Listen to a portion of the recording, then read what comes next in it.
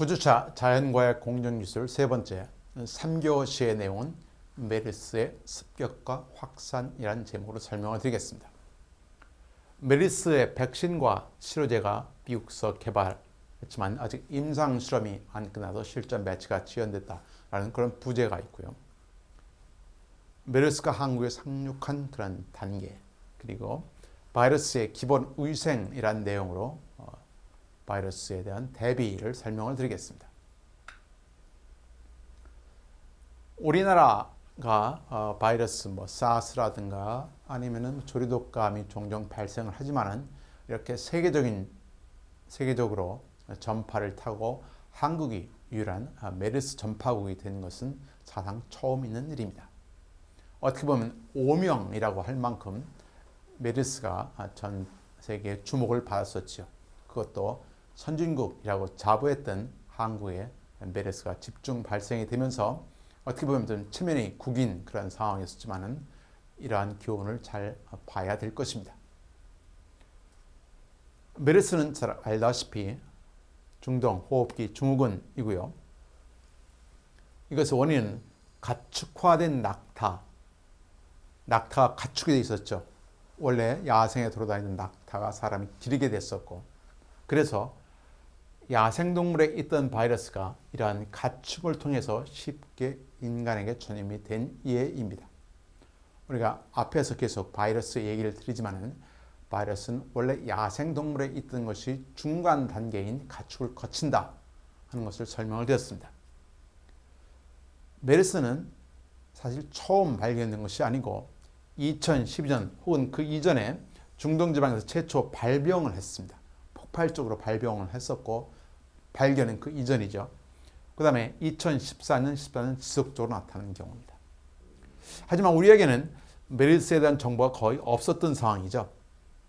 따라서 당시에는 메르스에 대한 대응을 하기 위해서는 중동에서의 발생 상황 대처 방안을 반면교사, 즉 그때 중동에서는 무슨 일이 있었는가를 알아서 대처하는 것이 아주 가장 유일한 방안이었습니다. 한국에서 메르스 발병이 된 사건을 보게 되면은 격리자가 총 16,000명, 한국의 총 186 메르스 환자 중 38명이 사망을 하고 치사율, 치명률이 20%입니다. 여기 보게 되면 전체 발생자, 여기는 회복이 된 거, 전체 발생자 회복이 되고 그리고 치료를 받고 있던 상황, 사망자 수를 전체를 보여주고 있습니다. 2015년 발생 경로는 한 병원에, 수도권의 한 병원에 68세 남성이 의사를 찾아왔습니다. 여러 병원은 단순한 독감으로 진단을 했고 메르스가 의심되었으나 질병관리본부는 방문 지역이 그때 갔었던 지역, 이 사람이 갔었던 지역이 메르스 지역이 아니라면서 며칠 지났고 하루 반이 지나서 검사했습니다. 그때 메르스라고 판정이 돼가지고 병원도 발칵 뒤집히고 초비상이 걸렸었죠. 그리고 이런 전염력의 예상을 훨씬 뛰어넘은 그러한 이유가 있습니다. 이 메르스는 사실 메르스가 나온 것은 여기 중동 지역이었던 케이스인데요. 2012년 홍해의 한 지방에서 최초로 발생한 이후 조금씩 고개를 들던 메르스가 2014년 폭발적인 증가를 보였습니다.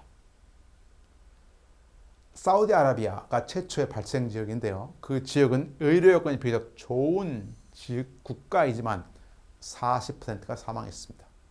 우리가 메르스를 만만히 봐서는 안 되는 이유였습니다. 한국에서는 메르스가 이렇게 왜 갑자기 퍼졌냐를 나중에 조사해 본 결과에 의하면 복도의 건너편 병실의 사람도 감염이 됐다. 그렇지만 대부분 한 병원에서 수십 명이 동시에 감염이 됐죠. 그 이유는 우리나라 병원의 특성상 많은 사람이 대학병원이나 큰 병원에 동시에 모이고 같이 병실을 쓰는 이러한 특성 때문에, 특히 응급실 같은 데 여러 명이 모여있는 이런 대학병원의 특성 때문에 이렇게 빨리 감염이 된 것이라고 볼 수 있습니다. 혹은 병동의 부적절한 구조, 병동을 차단하는 시스템이라든가 에어컨이 도는 시스템, 이런 것 등등이 미비했던 케이스죠. 당시 바이러스의 3차원 모습이 보이고 있는데요. 이러한 바이러스가 한국을 발칵 뒤집어놓은 것은 어떻게 보면 하나의 큰 교훈이라고 볼 수 있습니다. 자, 우리 두 번째, 이제 앞에 메르스의 얘기를 설명을 드렸고, 두 번째는 좀 더 시간을 들여서 그럼 우리가 어떻게 해야 될 것이냐. 바이러스라는 것이 사스라든가 아니면 에이즈, 뭐 감기, 심지어 독감 이런 것이 돌면은 우리는 어떻게 방어를 해야 될 것인가 하는 그런 기본 위생에 대해서 좀 더 실질적인 정보를 드리도록 하죠. 첫 번째는 개인 위생이 방어의 기본입니다. 이 그림에서 보게 되면은 감기, 독감에 걸린 사람이 재채기, 기침 재채기를 하게 되면은 나오는 분출물을 보이고 있죠. 이게 보통 2m 정도 날아간다고 보면 됩니다. 이러한 분출물이 땅에 떨어지거나 분출물이 뭐 이런 어떤 물건에 붙거나 하게 되면 여기 바이러스가 붙어 있겠죠. 그걸 다른 사람이 만졌고 그 만진 것이 하필 뭐 눈이나 코 같은 데로 다시 만져서 들어간다면은 그 사람은 감염이 됩니다. 바이러스가 전파되는 이유죠. 우린 과거 사스에 대응한 경험이 있습니다. 메르스도 직접 감염자와 직접 접촉을 하는 것이 가장 위험했습니다. 메르스가 이 공기 전파가 하느냐 아니면은 직접 에볼라처럼 접촉을 해서 전파가 되는 거냐라는 논란이 많이 있었는데 지금으로는 직접 접촉이 확실한 방법, 확실한 전파 방법이라는 것이 알려졌죠. 직접 접촉의 정의는 감염 환자를 간호하거나 같이 사는 것 또는 환자의 분비물, 즉 기침, 가래, 땀, 분변과 닿는 것을 얘기합니다. 자, 봅시다. 직접 접촉이란 말은 환자를 꼭 손을 악수한다는 얘기가 아닙니다. 간호를 한다. 이 메르스에 감염된 사람들은 대부분의 경우 감염 환자를 간호했습니다. 물론 간호하다 보면 손을 만지기도 하겠지만은 근처에 있었다는 얘기죠. 즉 그림에서 보는 것처럼 그런 메르스 환자가 기침을 하게 되면 그 분비물이 다 간호하는 사람한테 들어온다는 얘기죠. 즉 간호하는 사람 혹은 같은 집에서 사는 사람 또는 환자의 분비물 이런 것을 닿는 것을 직접 접촉이라고 부릅니다. 환자 근처에 물건을 만지는 것도 물론 위험합니다. 우리가 그런 얘기를 하죠. 독감이 심하게 될 때는 사람이 많이 모인 곳에 가지 마라. 혹시 갔다가 오더라도 반드시 얼굴과 손, 발 등 노출된 곳을 씻어라 하는 얘기는 그곳에 손에서 뭘 만질 수도 있고 공기 중에 혹시 떠돌아다니는 분비물이 얼굴에 눈에 붙을 수도 있다는 얘기죠. 거기에 바이러스가 들어있다는 얘기입니다. 즉 바이러스가 돌 때는 개인위생이 방어의 기본이라는 얘기입니다. 전파 경로를 따라 차단을 해야 됩니다. 만약에 바이러스가 공기로 전파되는 인플루엔자, 독감 바이러스라면 마스크를 해서 공기 중에 혹시 있을 그런 바이러스 입자가 우리 입 안으로 들어오는 것을 막아야 되는 거죠.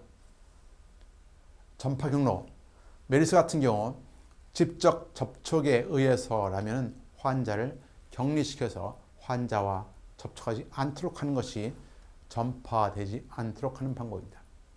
전파가 되지 않으면 바이러스는 나와서 혼자 살 수 없기 때문에 죽습니다. 따라서 이 환자와 접촉하지 않은 일반인들의 평상시 행동 요령은 사스 때와 같습니다. 사스 때 똑같은 얘기죠. 즉 수시로 손을 씻고 외출할 때는 손, 발, 얼굴 등 노출되었던 것을 비누로 씻어서 바이러스를 제거해야 된다. 비누, 우리 앞에서 비누로 씻는 것도 바이러스를 쉽게 죽이는 방법이라고 설명했죠. 그 이유는 바이러스는 상당히 약한 그런 구조를 갖고 있고 바깥에는 멤브레인이 있습니다. 이 멤브레인에 비누 성분이 들어가서 멤브레인을 쉽게 터뜨리기 때문에 비누를 씻는 것만으로도 바이러스를 상당 부분 죽일 수 있습니다. 무엇보다 호흡기가 약한 사람은 특히 주의해야 됩니다. 왜냐하면 호흡기라는 것은 우리가 마시는 공기가 이 호흡기로 들어오죠. 거기에서 바이러스가 접촉이 될 가능성이 제일 강하기 때문에, 제일 많기 때문에 호흡기가 약한 사람은 무엇보다 주의해야 한다 하는 얘기가 그 얘기입니다.